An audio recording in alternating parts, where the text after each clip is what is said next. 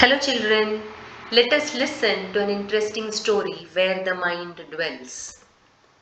Varun and Arya were two close friends who set out one evening to attend a Bhagavad Gita discourse at the temple. On the way, heavy rain began to pour and they ran for shelter. The nearest building happened to be a dance hall where entertainers were performing for their guests. Varun felt uneasy at once. He stepped back into the rain, determined to continue to the temple even though he would get wet. Arya, on the other hand, decided to stay inside for a while, thinking there was no harm in waiting until the rain stopped.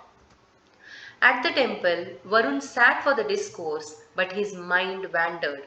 Instead of focusing on the sacred words, he kept thinking, how boring this is. Arya must be enjoying himself so much in that lively place.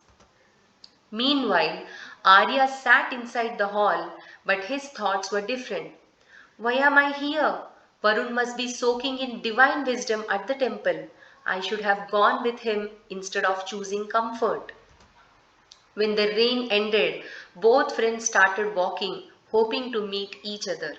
As fate would have it, they met on the road at the same time, but a sudden lightning strike ended their lives instantly. The messengers of Yama, the god of death, came to take Varun towards a dark path. Shocked, Varun protested. This must be a mistake. I was at the temple listening to the sacred discourse while Arya was sitting in a dance hall. The messengers replied, no mistake. True judgment is not by where the body sits, but where the mind dwells. Arya's body was at the hall, but his heart longed for the temple. You sat in the temple, but your thoughts yearn for the dance hall. Therefore, your paths are decided by your inner mind, not outer appearance. Then Varun remembered a shloka from Bhagavad Gita from chapter 3.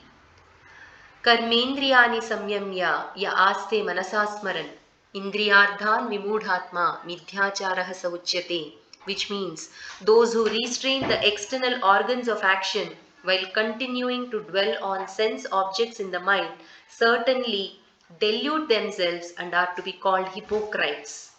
And Lord Krishna also suggests यस्त्विन्द्रियाणि मनसा नियम्य आरभते arjuna कर्मेन्द्रियैः कर्मयोगम asaktaha स विशिष्यते, which means those karma yogis who control their knowledge senses with the mind, O Arjuna, and engage the working senses in working without attachment are certainly superior.